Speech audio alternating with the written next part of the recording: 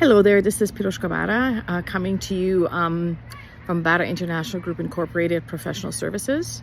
And this is all about patient advocacy, power of attorney. And this is a topic that has come up numerous times in the last few years, especially the last few years, 4 years anyway. And then prior to that, it has been part of my professional practice when I worked in ICU, burn trauma unit, and so on. And one of the challenges that we always have faced was that the patient has not let anyone know what their wishes were. And it was very difficult for us to make decisions as to what was best for the patient and what their wishes were. Now, when someone decides that they do want to have designate a power of attorney, which goes through a legal professional, designate them and give them instructions. What would they like as their living will, advance directives? What do they want at the end of life? And if they are sick, what are some of the things that they would want or not want?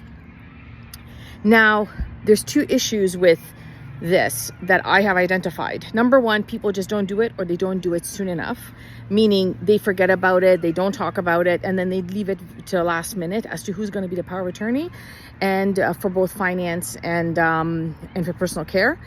And number two, they don't advise the power of attorney appropriately what exactly they want or don't want, or they do not give them the full information or detail of information. And this comes up frequently when I get called in and say, the patient wants me to come and assist them in making some decisions around their care or navigating the healthcare system. And what turns up is that once all the information is collected, there are some surprises. And then the power of attorney goes, I don't know what to do because I didn't know this. And unfortunately, at that point, also the client is not awake and alert and competent to make that decision. So now we're treading on, well, I don't know. And so it is crucial that the person that is designating someone, that they give them all the information. And this is private and confidential under FIPA, which is our privacy law in Ontario. But each province has one, each country has one, and around the world, each area of the world has a privacy laws and regulations. And they're slightly different in different countries and different provinces, different states, and so on. But it is important to know what it is in your country, your state, your province, your territory, and so on. Now, two things. First, get it done. That's it. Just figure it out and think about all the situations that you can get into. And certainly if you need assistance in that, you can call our services and we're happy to give you instructions on how to do and what are some of the things that you might encounter. Number two, make sure you pick someone that will follow your instructions, meaning don't just pick somebody because they're your family or because they're your friend. Make sure that they are the kind of person that will follow through with the decisions that need to be made. This is crucial. It is very easy when you're not sick to have the conversation versus when someone's actually dying or critically ill to make that decision.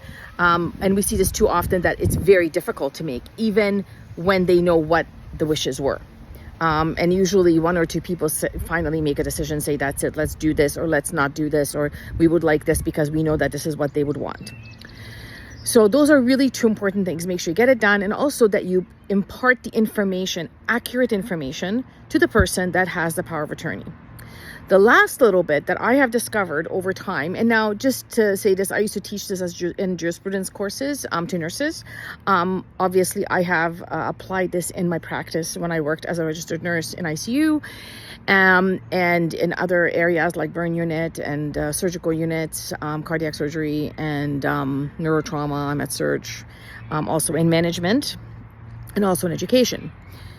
Is that when you give the instructions for someone, that they understand what it means to be a power of attorney or a next of kin. What does that actually mean?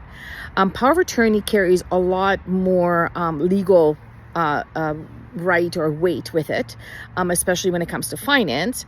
But we're talking about personal care, healthcare right now.